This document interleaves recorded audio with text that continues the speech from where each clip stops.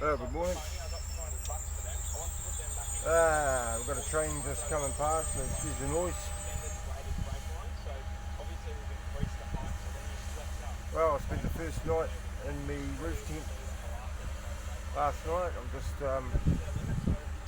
giving it a whirl before I go away in about a week, probably about 10 days time.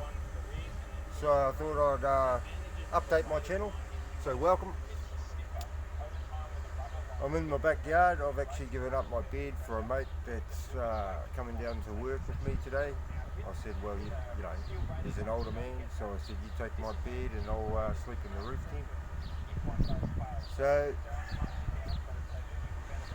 it was a stormy night.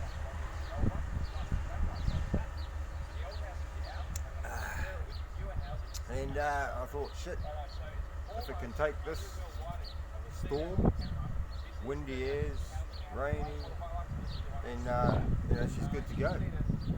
Anyway, without further ado, I thought I'd go through a few of the finer points that I've done to this, we'll call it a rig. So if you look over,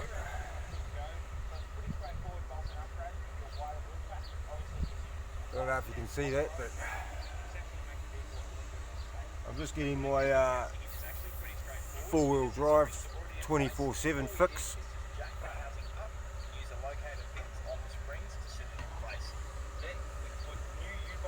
Before I head to work.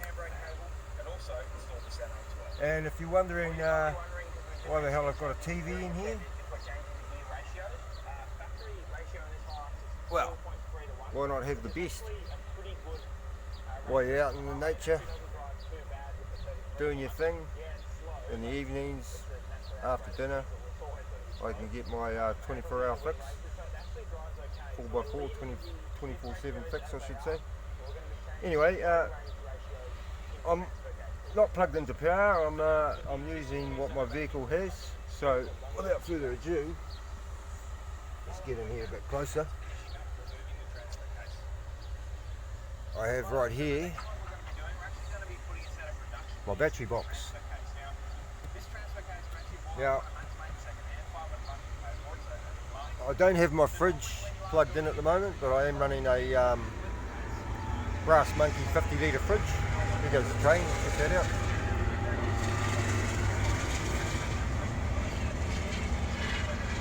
That's running from Kinleaf Mill, taking all the logs north, probably to be exported. So excuse the noise. Anyway, back to the battery. I have my charging, main charging off the battery from the truck. Here, this one here is my camp lights, which runs off a switch from the front of the vehicle up by the console. So when I get out of, before I get out of the truck at night, if it's dark, I can switch the switch, and the lights are all on, my camp lights. Top of the battery box here, we have a 12 volt lighter socket thing, so I can plug my fridge into that, or ultimately into my 1000 watt pure Cinewave inverter, which at the moment's telling me I'm draining 43 watts. Obviously that's from the TV, because that's all I'm running at the moment. So it's great because it tells me what I'm draining, and up here I can keep an eye on what my battery has left in it, which is 12.3 volts. It goes up to a maximum of about 13.8 when she's fully charged off the truck battery. I do have a solar panel, but as I said, I'm only just doing a quick video at the moment just to update you guys on what's in here and how I'll be living off grid and camping. So obviously that's that. Over here we have a USB, double USB, so I can run my phone and whatnot, or any other USB device. We also have a USB port on the inverter. Now this inverter, I'll tell you a bit more about it. It's 1000 watt pure sine wave, which is great for electronical stuff. I mean, you won't damage anything.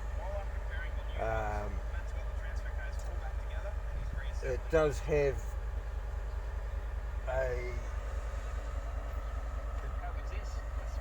surge power of 2000 watt, which I take no notice of, to be honest, because you know, if you plug in something that's over 1000 watt, probably shouldn't be anyway.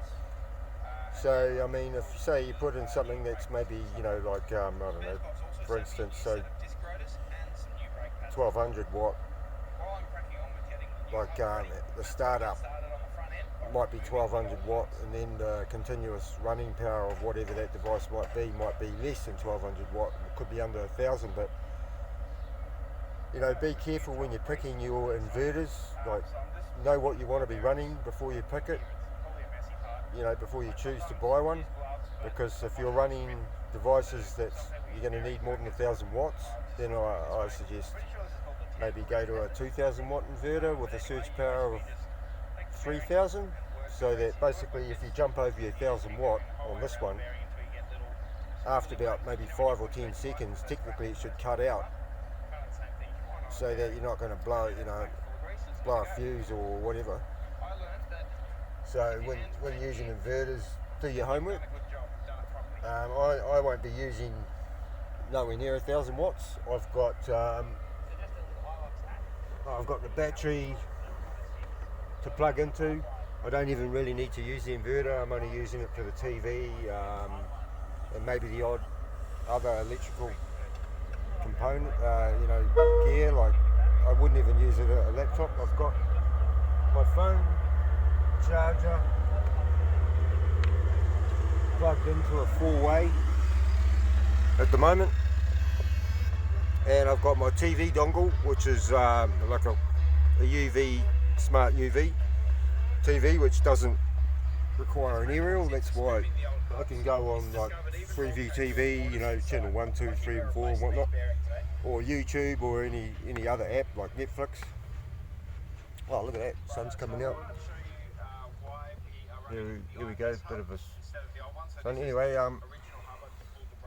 that's pretty much, besides the fridge that's not in here, I have a solar panel, which is 160 watt. Now that just folds out, and just obviously you just point it in the right direction where the sun is, and that plugs into here. So I just pull out my camp lights. Obviously during the day I won't need camp lights, so I pull out the camp lights, or I can pull out the charging battery. Either way, I can pull out one of them and plug my solar panel into either one of these sockets, which are called Anderson plugs. I guess a lot of people know what an Anderson plug is already. So these are Anderson plugs, they're great. So my solar panel just plugs straight into that, and that gives me power during the day to run my fridge 24/7. So obviously at night time the battery will get me through the night, as long as it's fully charged. The fridge only puts out I think 45 watts. I think it does, somewhere around 45 watts, obviously when it's running, and then it cools down and then cuts out like any other fridge does. So you're only using your 45 watts, you know, for a short time. When your fridge goes over temperature, so if you set it for say 0 and you go over 0 degrees, your fridge will cut in, and then it's a fridge freezer, so you know, I usually keep it at 0, so if I want frozen stuff I can keep stuff frozen, and everything else, well, milk and whatnot, you know, I don't mind freezing my milk, and it just stores out and I just use it during the day, you know. If I carry meat or anything like that, then I'd rather keep that frozen. And if you put that down the bottom of the fridge, I'll go into the fridge later on, to be honest, because I don't have a lot of time. But once I put the fridge on board and I'm out camping, which I said will be in about 10 days time, I'll go through more about that. So just go for a walk round. Like I said, we had a lot of rain last night. It was absolutely pissing down with rain. So everything's wet, but you know, I had a great night's sleep other than the wind blowing me around like crazy. But like I said, it held up in extreme winds, and I'm glad I tested it out, so I know that, you know, it can handle pretty much anything the weather throws at it. So that's her. Sleeps 2 up there comfortably. I just had a double sleeping bag in there last night, a couple of pillows, no extra topper on the mattress, and it was fine. I was comfortable as. I'll take you for a walk round.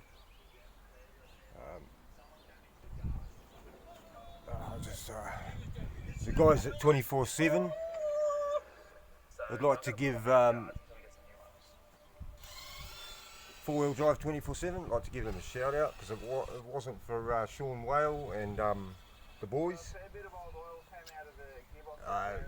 They really provided me all the information I needed to crack into this build and do what I've done. Pretty much everything that I've done in here, they've given me all the tips I needed to build this off-grid Jeep. I'll just take you for a quick look around up here. Now, the ladder here obviously gets you in, and it's covered up in here. There is an annex that actually it zips pretty much. It hooks in here and goes along here, and it zips all the way around and pretty much all the way around here and here, so this ladder can be completely closed in if you really want to. I mean, it's a bit more of a hassle to put that on, so when you want to pack up quick, say you only want to stay one overnight trip, you probably wouldn't use the annex. But if you're like camping out for you know, maybe 2 or 3 days at a time, then maybe, depending on the weather. You know, if it's raining and you want to be a bit more snug, you got all this enclosed area, you can sleep in it, you can just hit the annex as a drop sheet, all that sort of thing. So, you know, if you want to be a bit more comfortable and out of the wind and have a bit, sort of maybe a bit of privacy, where you want to, say you want to put a camp stretcher down, or maybe even watch your TV in here instead of in the Jeep. I mean, you got all sorts of options. You can even watch your TV up in the roof tent if need be. But anyway, here's a quick look at the roof tent. Inside she's dark, so you're not going to see much, to be honest. I can light it up. I do have a bit of light in there, but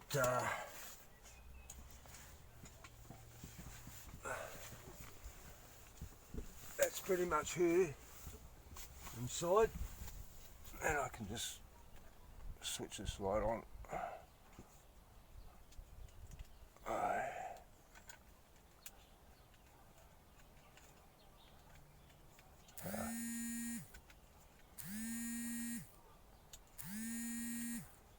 So that's her. I'm getting a call at the moment, but I'll call back. Just finish off this video very quickly. So you got that rolls up, and so you got that open. I mean, you got insect screens. You got these flaps here. They go up. I've got them half zipped up at the moment. So you got, you know, heaps of space, as you can see. Loads of space. And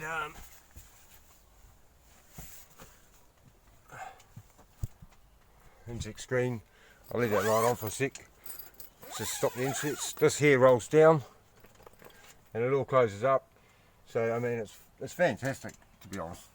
I can't really complain. Quick walk around the Jeep. Basically your Jeep is I wouldn't say stock, but fairly stock.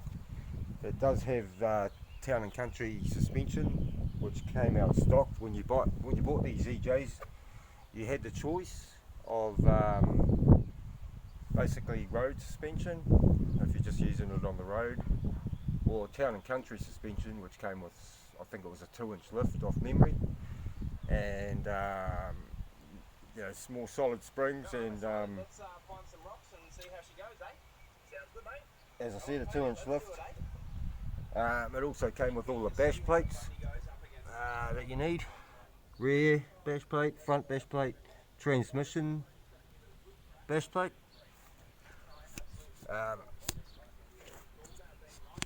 It does have heavy duty shocks all round, gas in the front. I have taken this Jeep.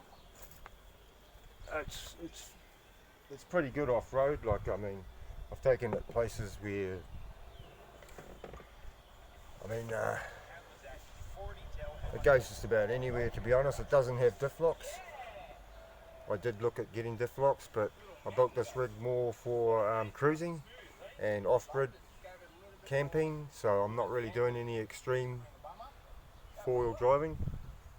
I wouldn't say extreme like the guys do. I was just talking about the guys that four-wheel drive 24/7. They do extreme four-wheel driving. I mean, I'd like to maybe do some of that later on once I get a winch and maybe upgrade a few things. But as it stands, the Jeep's more of a cruiser, so I can pretty much take it anywhere within reason. As I said, I don't have a winch or anything at the moment, so I'm fairly careful where I take it. But it's pretty good. These Jeeps are sometimes underrated.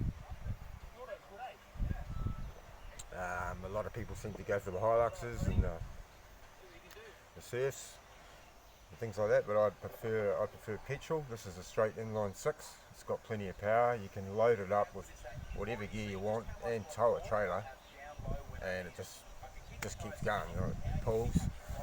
That's why I bought it. Petrol's a little bit cheaper on maintenance.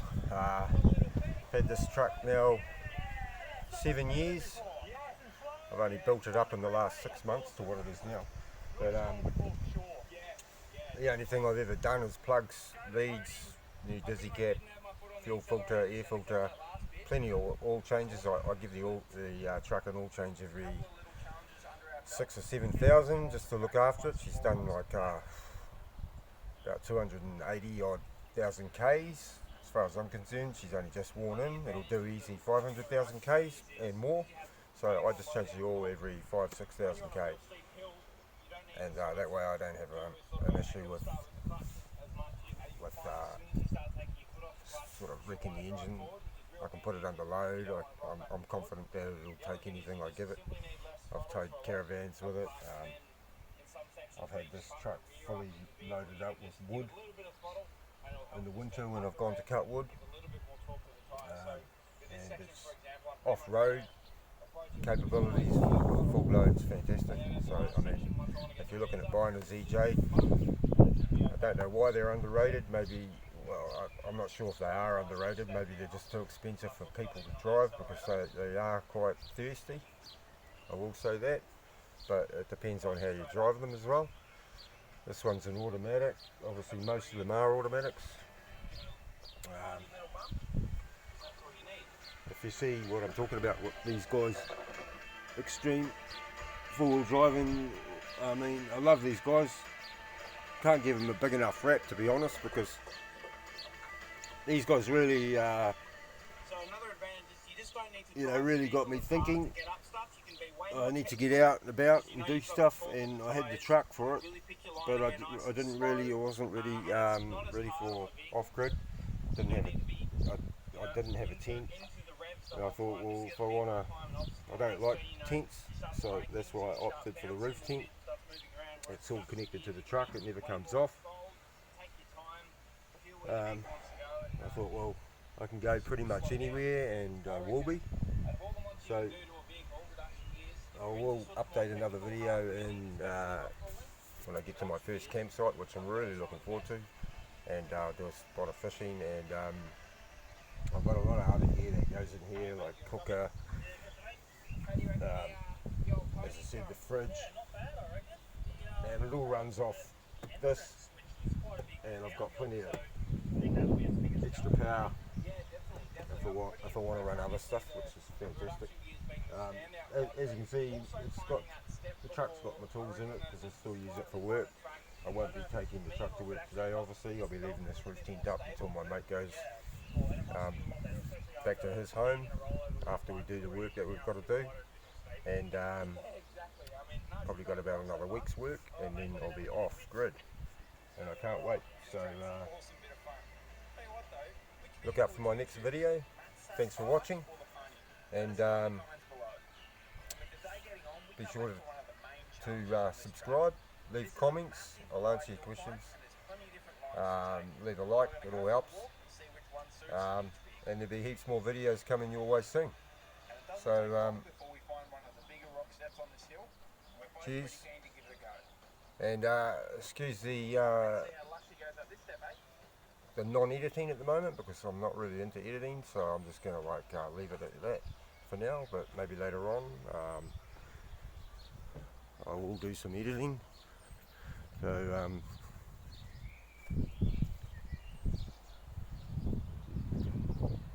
walk around, and I'll see you real soon.